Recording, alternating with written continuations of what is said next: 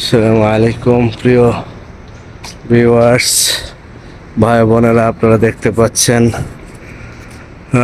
পৃথিবীর ইতিহাসে অন্যতম প্রাচীন এবং অন্যতম একটি ঐতিহ্যবাহী এবং বিশাল এক ঐতিহাসিক কবরস্থান, যেটাকে জান্নাতুল মুআল্লা বা মাকবারাতুল মুআল্লা বলা হয়।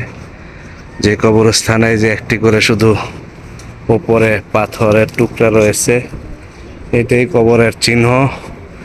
আর যেই কবরস্থানেও ওই যে ওই লাল পথ বা ওই ভিতরে যে বড় বড় প্রাচীরের ভিতরে যে কবরগুলো আছে, সেগুলো হইল সাহাবা রাদিয়াল্লাহু তাআলা আনহুম, বড় বড় সাহাবাদের কবর, এবং বিশেষত সর্বকালের সর্বশ্রেষ্ঠ মহামানব জনাবে মুহাম্মদুর রাসূলুল্লাহ সাল্লাল্লাহু আলাইহি সাল্লামের প্রথম সহধর্মিনী বিবি উম্মাহাতুল মুমিনিন হযরত খাদিজাতুল কুবরা রাদিয়াল্লাহু তাআলা আনহার কবর এখানে রয়েছে। পাশাপাশি এখানে আছে আমাদের প্রিয় নবী জনাব মুহাম্মদুর রাসূলুল্লাহ সাল্লাল্লাহু আলাইহি সাল্লামের পুত্র সন্তান, ছেলে সন্তানদের কবর।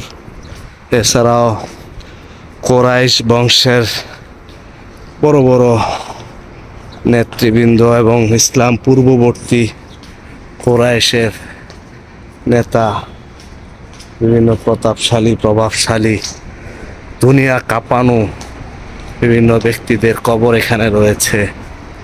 এবং রাসূল সাল্লাল্লাহু আলাইহি সাল্লামের সাথে দ্বীনের খেদমত করা, দ্বীনে ইসলাম প্রতিষ্ঠা করার ক্ষেত্রে আমাদের প্রিয় নবীকে যে সকল সাহাবা রাদিয়াল্লাহু তাআলা আনহুম সহযোগিতা করেছেন, সাপোর্ট করেছেন, এরকম বড় বড় অসংখ্য অগণিত সাহাবীদের কবর এখানে রয়েছে।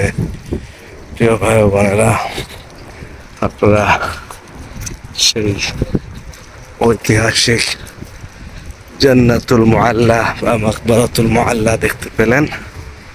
আমরা দোয়া করি এখানকার শায়িত সকল মুমিন মুমিনাত জান্নাতের উচ্চ মাকামে শায়িত থাক, তাদের রুহানি ফৌজ বরকত যেন আমরা লাভ করতে পারি, আমরা যেন জান্নাত লাভ করতে পারি, এই আশাবাদ ব্যক্ত করি। আসসালামু আলাইকুম ওয়া রাহমাতুল্লাহি ওয়া বারাকাতুহু।